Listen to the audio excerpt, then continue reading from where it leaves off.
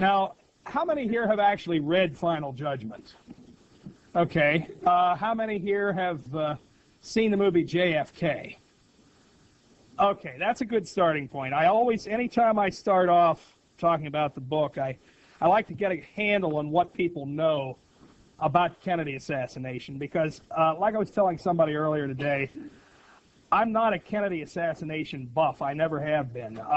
If anything, I'll tell you what, I'm a man ahead of my time. When I was in college, I won a book collector's contest with my books about the sinking of the Titanic. And if I'd have been smart, I would have figured out a way to make millions of dollars on it, like making a movie about it that's now the hit thing for all time. So, unfortunately, I have areas of interest like that. I'm not one of these JFK enthusiasts or anything like that. I've read virtually all the mainstream books in the subject. You know, I never had any real strong views about it one way or another. So you can't paint me in that corner. Now, you can, I suppose, paint me in the corner of being a quote-unquote right-wing lunatic or a right-wing nut because I work for the Spotlight. But there's a little bit of a problem there. Because of the fact that I do work for the Spotlight, I have a certain independence in writing about the JFK assassination that a lot of people don't have, because the Spotlight has already been so thoroughly targeted and smeared. It's anti-Semitic, it's a Holocaust denial, all this and that. We've all heard it. You know all the stories. So anything I write is automatically suspect anyway. So I really am probably one of the few people in the country who could, if in fact the Israeli Mossad did kill John F. Kennedy, as I believe they did, or they played a part in the conspiracy, I should say, I'm probably the only person in the country who has the luxury of being able to write a book on the subject and then still get up in the morning and go to my job and know that I won't be fired for writing the book. So there's a lot of other people who have looked into the JFK assassination who know precisely what I have talked about in the book. They know it's true, but they won't touch it with a 10-foot pole, because these people don't work for an independent newspaper like the Spotlight. Some of these people, you know, one guy's he was a college professor down in Texas. There's a couple people who are newspaper men, or they're, you know, computer analysts or something. They work for organizations and companies that if they wrote a book and they told everything they knew, their company would get a phone call from, dare I say it, the Anti-Defamation League of B'nai B'rith, and the ADL would say, you know, one of your employees is saying that the Mossad was involved in the Kennedy assassination, and your customers wouldn't like that. So you see, there's where my independence comes in. I have the luxury of being able to say this. Am I right? I don't know. I could be wrong, but the bottom line of it, I don't think that I am, frankly, but the bottom line of it is all the information that I have put together in the perception of those who have read the book, and that includes people who've read all the other books in the subject, the most common response that I get is they say, I've read all the other books in the subject, yours is the only one that ties it all together. And, you know, on the back of the book, there's some advertising copy, some promotional copy of the third edition. It says, once you've read this book, you'll never look at the JFK assassination in the same way again. And that's my personal guarantee to anybody who does read the book. Now, you know, I put a lot of interesting things here together. I normally don't speak with notes. But, you know, I've been subjected to so much abuse by the Anti-Defamation League and the Israeli lobby for things that I have said and for things that I haven't said, that I thought I'd take an opportunity to speak before this audience about some of the things that they're just doing in general that I don't like. And it's because of the fact that I don't like what they're doing that I decided that I was going to come out here to California. Because if I've reached more people, you know, people who read my book. They've read the book, they either like it or they don't. The people who don't like it are not able to come back at me and say what's wrong with it. All they say is, oh, it's awful. He's a Holocaust denier. Well, I told somebody the other day, I told the Los Angeles Times this, in fact, you know, first of all, my book is not about the Holocaust. Even if it was about the Holocaust, I mean, even if I did deny the Holocaust, what my views are on the Holocaust are or are not have absolutely nothing to do with my book. And this guy from the Los Angeles Times says to me, he says, well, what are your views on the Holocaust? You know what I told him? I really don't care about the Holocaust. It's boring. Enough already. It happened 15 years before I was born. My father and 3 of his brothers were in the U.S. military, which means they were involved in Holocaust rescue activities. So I don't feel guilty about the Holocaust. I wrote a book about the JFK assassination, so let's talk about it. And you know they really don't like me to talk that way. Because at the very least, they want me to argue with them and say, well, you know, there were no Jews gassed here, or, you know, there were 5 million who died, not 6 million. I'm not going to get into that debate because I'm not a scholar on the subject. There's anybody wants to know about the Holocaust, I can give them some very good sources on both sides, and they can read it for themselves. I wrote about the JFK assassination. So what do when poor old Steve Frog invites me down to Orange County? They don't say his book is wrong. They say, no, he's a Holocaust denier. Now, why do they change the focus? They obviously changed the focus for a reason, because they don't want people to look at that book. And I think it's hilarious. The very week that this happened, when they kicked up such a fuss, that was Banned Books Week, sponsored by the National Library Association. Now, I kind of find some irony there. I don't know if the ADL does. I don't think they do.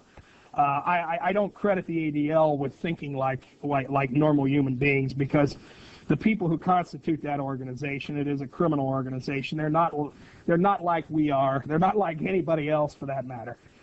But like I say, I obviously have said some things that they don't like, and it must be on point. But now here's what's really interesting. I'm going to read you a quote from the ADL. Now, they have attacked final judgment, as you all know. But what was very interesting, very interesting was that when this eruption broke out down in Orange County, they had to adopt a new position on the JFK assassination. The ADL was saying, oh, well, there are a lot of responsible conspiracy theorists. This is the first time I ever heard the ADL say that conspiracy theories were responsible. They actually said that, well, there are a lot of mainstream conspiracy theorists who could have been invited rather than Mr. Piper. That's what they said to the public, okay? In other words, well, Mr. Piper's not mainstream, but some conspiracy theorists are. So don't invite him. Well, here is what Abe Foxman, the head of the ADL, said several years ago, before he knew I was going to be invited to Orange County. This is very interesting. If segments of the population are really willing to believe that President Kennedy was killed by the military-industrial complex because he was too soft on communism, or that a secret group of Bavarian Freemasons has controlled the secular left for more than 200 years, then it is not hard to imagine some of these same people falling for the lies of Bradley Smith. I think a lot of you know who Bradley Smith is, or the fabrications of Louis Farrakhan and Leonard Jeffries. All of these conspiracy theories share the core feature that the quote-unquote research which supports them, little more in fact than a compendium of anecdotes divorced from their original context, that's a mouthful, is rigged to arrive at predetermined conclusions, not historical revelations or insights. Now that is a mouthful, but what they're saying is that even if you believe that the military-industrial complex, whatever the military-industrial complex is, if you believe that they were involved in the JFK assassination, then you believe something that you shouldn't believe. That's what they say in some crazy book. It's not crazy to them, though, but Anti-Semitism in America, Outspoken Experts Explode the Myths. A book that only a Semite or an anti-Semite, I suppose, would read, not a normal human being. Needless to say, this was their in-house party line before my book got out to the public. Then when my book got out to the public, of course, they changed their tune and decided that, well, or at least they told the public this, well, it's okay to believe in conspiracy theories. But God forbid you should believe in the one that Mike Piper is promoting. Now, that's kind of interesting. You know, I understand why they want to keep it quiet. I mean, if you look at it, if they did it, and I believe they did it, then they got to keep that quiet because, you know, there's a big thing here. I would say that probably any of you in here who were voting in 1960, you probably didn't vote for John F. Kennedy, unless your views changed. And I know as a child, I used to get involved in arguments with my father because I used to say things like, well, I'm glad they shot Kennedy. I knew that would press his button and he'd get mad. Well, I'm not glad they shot John Kennedy. I'm not glad that anybody gets shot. But that's what I used to say to my father. But the thing about it is, I could have never imagined the things that I know about John F. Kennedy today to be true at one time, nor would I have ever thought that I would have written a book saying, hey, well, Kennedy wasn't such a bad guy after all. And that isn't really what I say in the book. I do say that John F. Kennedy cut deals with the mob. He cut deals with the Israeli lobby. He cut a lot of deals to get elected president. And then, when he didn't exactly follow through on his deals, particularly in the realm of his deals with Israel, he got assassinated. Now, where do you find the Israeli connection? Okay, first of all, let me give you the motive, and you have to read the book to get the full picture, and I'm trying to break this down because it's a very complicated thing. The bottom line of it is, the bottom line motive for Israeli involvement is the fact that John F. Kennedy was trying to stop Israel from building the nuclear bomb. That was probably, according to all the sources, they're not right-wing sources, we have Stephen Green, who is Jewish, Seymour Hersh, who is Jewish, Andrew and Leslie Coburn, they're not Jewish, but they're respected, quote-unquote, mainstream liberal journalists. They have all documented the fact that John F. Kennedy was involved in a behind-the-scenes war with Israel over Israel's attempt to build the nuclear bomb. Now, everybody knows that John F. Kennedy had his troubles with the CIA over Cuba, and everybody knows that the U.S. got involved in Vietnam after John F. Kennedy's assassination. What people don't know, unless they've read these rather esoteric books on U.S. Middle East policy, is that upon John F. Kennedy's assassination, U.S. policy towards Israel did a complete 180-degree turnaround. And as Stephen Green puts it, it essentially made Israel the 51st state. Now, that's all well and good. That's all documented in the book. But just because that happened doesn't mean that there's an Israeli connection to the assassination. I realize that. And my book does not provide any, how should I put this? My book doesn't provide any smoking gun. My book doesn't provide any evidence that could bring an indictment against anybody. But what it does do, it assembles as much evidence, as much detail, as much, probably more so, information about the conspiracy, the depth and breadth of the conspiracy as any other book on the subject. And that, as I say, is probably its strong point, and that is where the actual Israeli connection comes in the assassination conspiracy.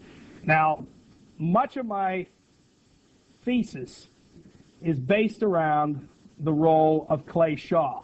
Now, if you saw the movie JFK, you know who Clay Shaw was. I'm going to dissect the Clay Shaw connection here because it is important. But I do want to digress for a moment and say this because it's important to emphasize it, that Clay Shaw, if Clay Shaw had never existed, if he had never been alive, my thesis would still stand. But the fact is that Clay Shaw did live. And if you look at the Clay Shaw connection, you do see very clearly the Mossad connection. And I do believe Jim Garrison was right. I do believe that Clay Shaw was connected in some way to the conspiracy. I don't necessarily believe that Clay Shaw knew that John F. Kennedy was going to be assassinated, any more than Lee Harvey Oswald did. But I do believe that Clay Shaw was involved in some way with the elements that were involved in the actual mechanics of the conspiracy and the planning of the conspiracy, and that as a consequence of that, that's how Jim Garrison, as District Attorney of New Orleans, came up with his name. And maybe when Clay Shaw said, when he proclaimed his innocence, maybe he truly believed he was innocent. But there were a lot of people who were linked in some way to the JFK assassination who, because they happened to be in a certain place at a certain time, people always say, aha, that's the proof. Now, I mentioned earlier today at a meeting where I spoke that for years I've been reading that that the proof that Richard Nixon was involved in the JFK assassination conspiracy, I put the word proof in quotes, was that Nixon was in Dallas the day Kennedy was killed. Well, there were a lot of people in Dallas the day Kennedy was killed. Well, guess who I just found out a few days ago was in Dallas the day Kennedy was killed? Yitzhak Rabin, the future Prime Minister of Israel. Now, like I say, that's an interesting little detail. It doesn't prove that he was involved in the conspiracy. It doesn't prove that the Israelis were involved in the conspiracy. But it's a detail that nobody knows about. Whereas everybody knows about the Richard Nixon thing. This is the kind of thing, what I constantly tell people is that the basic stories you get about the JFK assassination conspiracy, they give you part of the picture. You don't get the full picture. You know, you're looking, or they tell you to look over here, when in fact you should be looking over here. And in the new edition of my book, I put together a couple charts that I think, and I'm going to try to use this blackboard here, and I hope I don't see, there's an eraser. I'm glad you have it here because I think maybe I can explain my theory best by giving you a few little drawings, and I can draw fairly well, so this might work. I have one theory which I call the Mossad box theory. See this box, this pretty box right here? That's the Mossad connection to the JFK conspiracy. My box, you can easily fit the CIA did it theory in there. You can put the theory that the Mafia did it. You can put the French connection in there. And believe it or not, you can even put the right-wingers in there. And I'll explain that in a minute because that's a very interesting story. All of these things taken together can be put together and put in this Mossad box. And they all fit in there very snugly and together, and they don't contradict one another. But the one thing that they all have in common which ties them together is the Israeli connection. Now, I know everybody here is worried about the right-wing connection to the Kennedy assassination. You're thinking, I wonder if I know anybody who was involved. Well, now everybody saw Ed Asner play Guy Bannister. Well, now, every time I read about Guy Bannister being, when these liberals write these books about the JFK assassination, they say, aha, it had to be a right-wing conspiracy because Guy Bannister was involved. And he probably was. Guy Bannister was former FBI. He was mixed up with the CIA. He was mixed up with everybody. He's mixed up with some right-wingers in New Orleans. I hate to mention this name, but you know who two of his good friends were in New Orleans? Husband and wife team. Kent and Phoebe Courtney. I think she's still alive. Well, I'll tell you this much about Kent and Phoebe Courtney. For years, a lot of people in what you might call the hard right, frankly, thought that Kent and Phoebe Courtney were tied up with the Anti-Defamation League. Because I do know this much, that even if they weren't on the payroll of the ADL, for years they did a lot of things to frustrate the work of people that the ADL didn't like.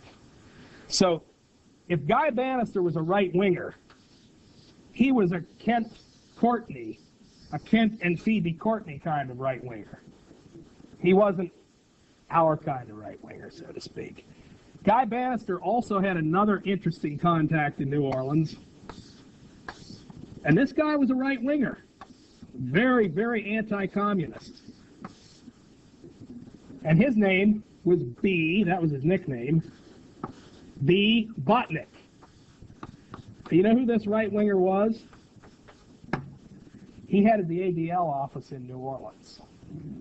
Now, poor old Steve Frog was quoted in the Los Angeles Times as saying he thought that the ADL was behind the Kennedy assassination. That isn't what Steve Frog said. What Steve Frog, in an interview with the Los Angeles Times, pointed out was that the New Orleans office of the ADL, which was headed by B. Botnick, that was his nickname, had one particular specialty at that time: spying on left-wing civil rights groups. And guess what? That's what Guy Bannister liked to do. And guess what? That's what Kent and Phoebe Courtney, Guy Bannister's good friends, like to do. And guess what? Spying on left-wing groups is what Lee Harvey Oswald was doing when he was running around in New Orleans, setting up his own left-wing group. So, is it a conspiracy theory? It's a theory. This, I admit, is a theory. It's speculation. But I wouldn't be a bit surprised if when poor old Lee Harvey Oswald was running around down in New Orleans prior to the Kennedy assassination, he thought he was spying on left-wing groups for Guy Bannister. And Guy Bannister had a detective agency that did contract work for B. Botnick of the ADL. Now, this is just a theory, mind you.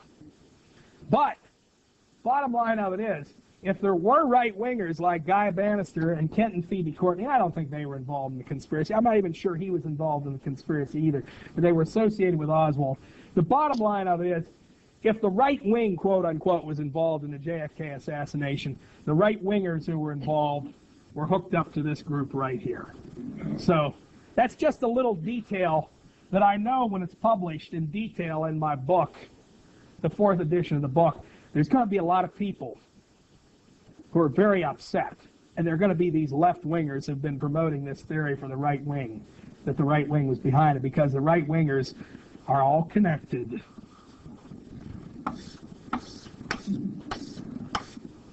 with Israel. And that's very simple. That's kind of scary. That's one little model of this. Now let's get down to the real model, which really ties it all together, and it shows you how very simple my book is. A lot of people paint these conspiracies about the JFK assassination that are remarkably complex, and it's like you have all sorts of people tripping over one another, plotting to kill JFK. I don't think that was a big conspiracy at all. I keep saying this because I really think it's very simple and yet very profound. The people who were involved in the conspiracy, they weren't one big happy family, they were one small happy family. And as I document in the book, it really took only a handful of people to set the conspiracy in motion. Now let me show you this Clay-Shaw connection. I've kind of been going around it because those of you who are familiar with JFK know the basic theory about that Jim Garrison presented. Clay-Shaw was a businessman. Let me refer to my notes here because I have a chart. This chart took me literally years to make because I worked, just because, it finally came to me one afternoon, and I'm glad it did because I think it really ties it all together. And it is in the new edition of the book, so you're getting a real good preview here. Here's Clay-Shaw, the New Orleans businessman who was indicted by Jim Garrison. Now, Shaw was connected with Guy Bannister, who I mentioned earlier, who in turn, of course, is connected with the ADL. There was also a gentleman named David Ferry. He was played by Joe Pesci in the movie. And of course, you get down here to the lower level people. This chart, I'm not going to give you the whole thing because I don't want everybody to be confused. This is Lee Harvey Oswald. Here's those Cuban exiles we keep hearing about. Okay, then you have the Mafia. Everybody hears about the Mafia and Carlos Marcello. And then you have the CIA, and of course the CIA, they were involved too, just as, and of course you can connect. Is anybody getting confused by this so far? You all able to follow along? I'll pass this chart out so you can see it in detail, but I want to explain it up here first. Here's the CIA. This is what this picture right here, I would call this the New Orleans nexus.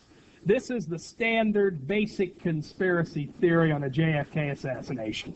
Well, you had some Mafia elements, you had some CIA elements, they were connected, and they were all connected to the Cubans, and Oswald was connected, and then there was Clay-Shaw who was connected to the CIA, and Bannister and Ferry and the Mafia. This is the part that they leave out.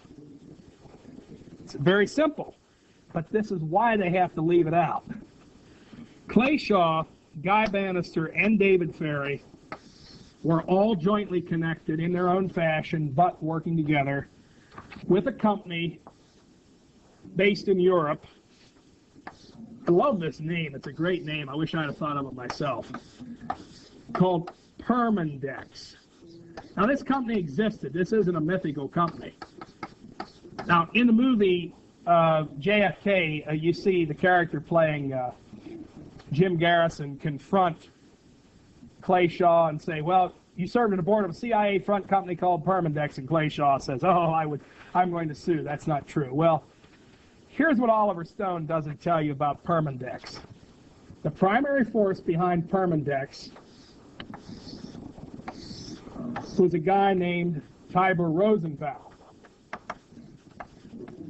He headed the International Credit Bank of Geneva, Switzerland. The International Credit Bank of Geneva, Switzerland was the chief European money laundering operation for Meyer Lansky, which, of course, he was the real boss of the mob. We call it the mafia because that's a good way to frame it on the Italian Americans. But Meyer Lansky ran organized crime. Meyer Lansky's buddy was Tibor Meyer Lansky. Louis Bloomfield was also a prime mover behind the Israeli lobby in Canada. So now here's the kicker for all this. When some of these quote-unquote liberal JFK assassination researchers go so far as to even mention Permindex, and maybe they'll mention Meyer Lansky, and maybe even mention Louis Bloomfield, the one thing they forget to mention is the Israeli connection. Now, if you can believe this, there's even one guy who gets into Permindex, and he says that Permindex was a Nazi front. Now, if Permindex, okay, now, let's just say he's right. Now, I can't say he's right. If Permindex is a Nazi front, then what's Tibor Rosenbaum and Louis Bloomfield and the Bronfman family, who are very anti-Nazi from what I've heard lately, why are they associated with Permindex? Now, I still haven't really mentioned Israel because here's the icing on the cake. This guy, Tibor Rosenbaum, and this is all documented in the book. It's taken from mainstream sources. Tibor Rosenbaum was one of the highest-ranking, long-standing money launderers and arms procurement officers for, guess what, the Mossad. He is the Mossad. In fact, I don't even need to add another box there. I could add another box there. But one of Israel's newspapers, when Tibor Rosenbaum got in trouble a few years ago, they said Tibor Rosenbaum is Israel. So, without getting into the name, we'll just say, here's a Mossad right here. And Permindex is a Mossad money laundering operation. And Clay Shaw is connected to it, and Guy Bannister is connected to it, and David Ferry is connected to it. And guess who's connected with them? So, I don't think Lee Harvey Oswald was involved in I don't think he shot John F. Kennedy. But if he did shoot John F. Kennedy, a real detective would say, well, let's see, mixed up with Clay Shaw. Well, then, and he was working for Clay Shaw. So, well, who's Clay Shaw mixed up with? Well, this is the thing. You're not allowed to mention any of this. My book mentions all that. And I'm sorry if that upsets people. But if they did it, they did it. And if I'm wrong, all I ask is that somebody come and prove me wrong. One way to prove me wrong is for to have let me speak. And let me pass this out. You can take a look at it close up. Please pass it around. Let's start over here. That's the chart that I've been showing up here. I'll give you a better idea. If someone wants to prove me wrong, they should have let me come down there to that forum at Saddleback College and let me speak, because there was a guy there who claims that the Nazis, there was a guy who was supposed to speak who claims that the Nazis did it. Well, I would think that the ADL would want to prove the Nazis did it. So they should have let me talk and just, show me where I'm wrong. That's all I've been asking. If I'm wrong, I want to know where I'm wrong. I've had a couple errors that I found in the book myself. One other error was brought to me, and one of the errors was I said that somebody was held in a prison in Morocco when it was really in Algeria, or vice versa. Well, I corrected that. I said that somebody who knew Lee Oswald. It turned out he didn't know Lee Oswald. I said that one guy had been shot dead when in fact he died in his bed. And there's something else. So that's the gist of what the errors have been in my book. As I say, I found most of them myself. And the one error that I did find was based on a book written by a former FBI agent. So it was his error, not mine. So the thing is, no one has been able to come forth and show precisely where I'm wrong. I mean, that's all I ask for. I mean, you know, I thought that I was going to write. I thought that I was going to write this book. I'd get a certain amount of publicity in the spotlight. Then I get this invitation to come and speak down in Orange County. Little did I know that. I didn't create that problem for Orange County. I wasn't the one who called up the press. I wasn't the one who was able to generate press reports all over the country. It was the ADL. You know, and I do actually have them to thank for that, because I have my own little way of thanking the ADL for that. I hope there's somebody from the ADL here, because I want them to see that in a new edition of the book, put a lot of good pictures in, some very interesting pictures. And one of those is, for some reason I don't have it, is a picture of Marcia Milchiker. She's the member of the Board of Advisors, the Board of Trustees down there, who's played a major part in this. She is also on the local board of the Anti-Defamation League. For some reason, I don't have that page out. I must have had it out to gloat on it. I do see Oliver Stone's picture here. Now, I got to mention Oliver Stone. Oliver Stone went and made a very good movie. I thought great movie. I'm going to trip here in a moment. Made a great movie. He told a lot of things about the JFK conspiracy. There's one thing you got to keep in mind, though, about Oliver Stone. To get that movie made, he had to have some money. Now, when you're going to make them, that's why you have things that are called producers. Now, everybody thinks that Oliver Stone was the producer of the film JFK. Actually, he was, I don't even know what he did. I think he wrote the script. He may have directed it. I'm not even sure he was even the director. Anyway, you're all Hollywood and California people out here, so you guys know what producers are. Here's the name of the man who put up the money for Oliver Stone's film. And he puts up the money for a lot of good movies. I just saw a couple of his movies the other day on video. Now, that's not Michael Milken. That's Arnon Milken. Now, has anyone ever here, other than those who've read the book, has anyone here know who Arnon Milken is? I heard somebody say he was a Jew.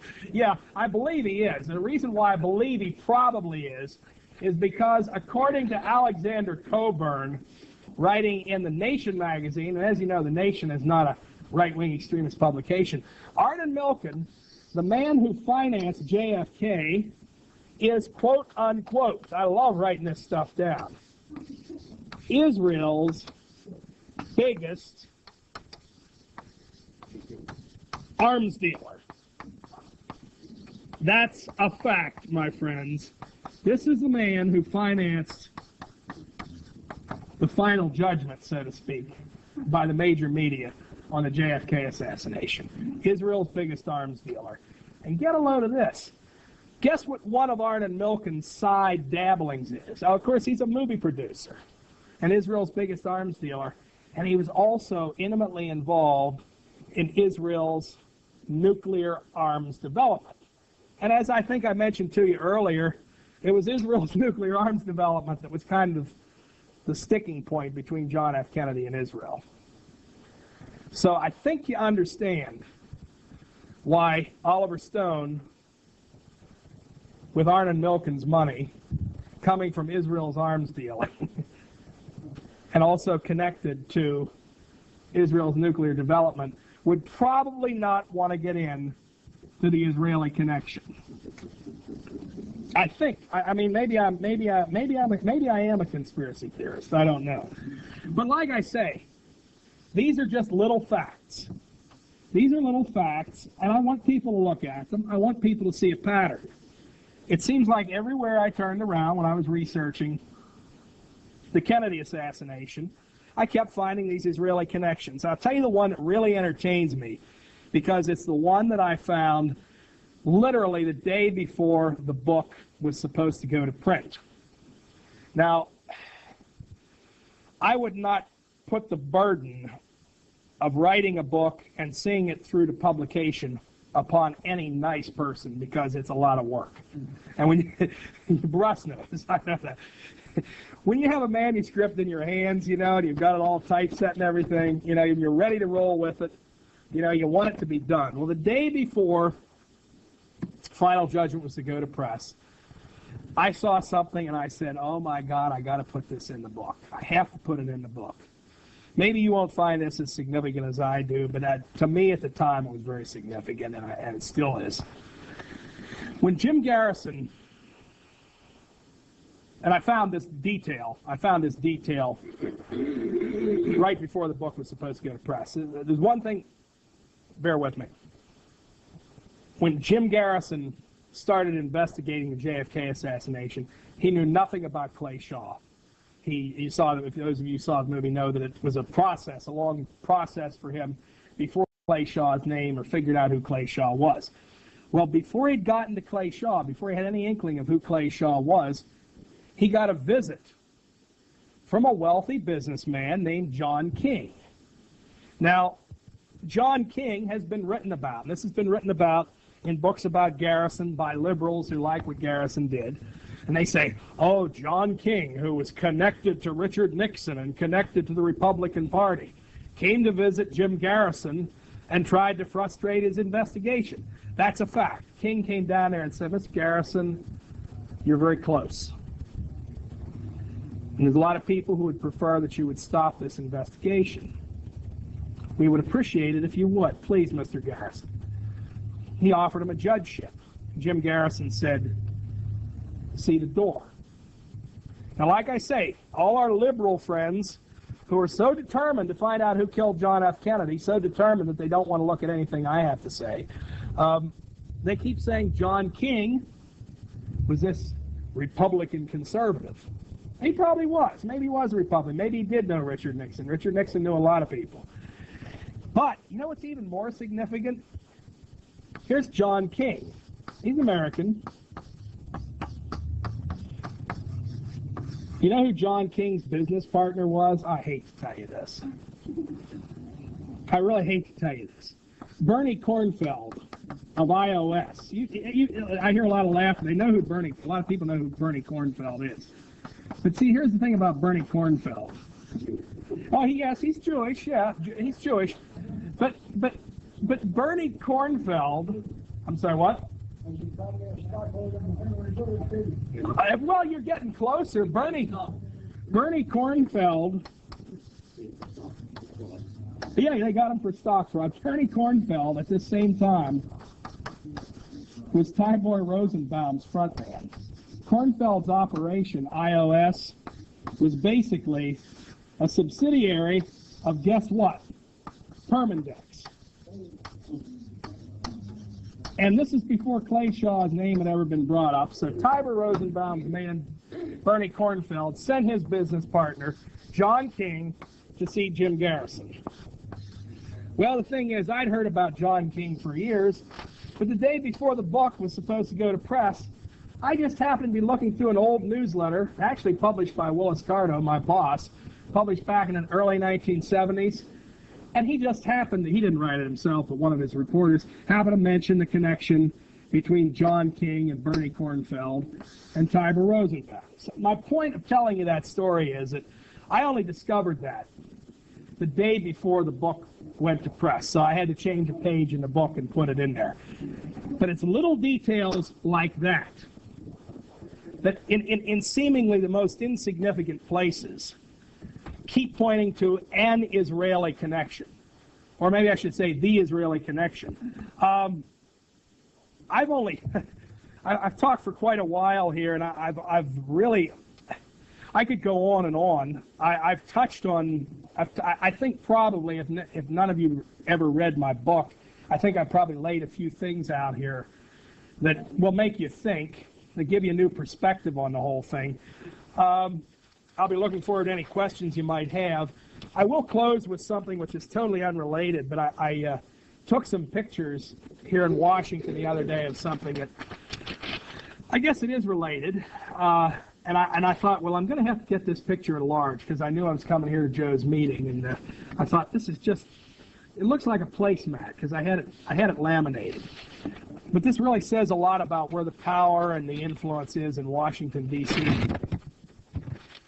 It's Union Station. It's our beautiful train station in Washington. For the last week, they had a 50th anniversary celebration of the State of Israel. That's in Union Station of Washington, not Union Station in Tel Aviv. And you'll see here this picture of the facade of Union Station.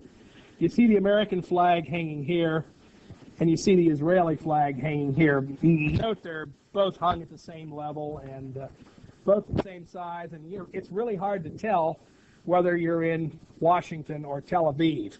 But I want you to all look at that picture very, very carefully because, as I say, pass it around if you would. It really says a lot about where the power is in this country today. That's what I'm up against. And that's why my book is so dangerous. Even if I'm wrong, and I don't think that I am, even if I'm wrong, they're afraid that a lot of people are going to believe that I'm right. And they also know that I'm not going to back down. They also know that they can't shut me up. There's only several ways they can shut me up, and it would all involve violence. I don't think that that's going to happen because, unfortunately, they don't always act as we expect them to. But nonetheless, that's why I came out here, because I'm going down there to that Board of Trustees meeting, and I am going to say a few words. If I have 3 minutes to speak, or if I have 30 minutes to speak, and they're already aware of the fact that there's a lot of people who do support me, or at least who believe that there is such a thing as freedom of speech in this country, who are going to be there, who've been notified. I told this reporter for the Los Angeles Times that I had mailed invitations to 5,000 people. And I want to tell you something. That's probably the first time I ever heard a reporter gulp through the phone. Because he thought I was just planning to come out there, and waltz in and say, "Hi, I'm Mike Piper." For some reason, the Los Angeles Times had not yet found out that I had sent this mailing out.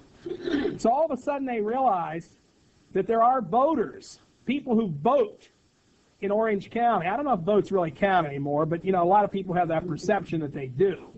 All of a sudden they realize that there are voters from Orange County who have families and family members who vote, who are going to be there seeing what they do.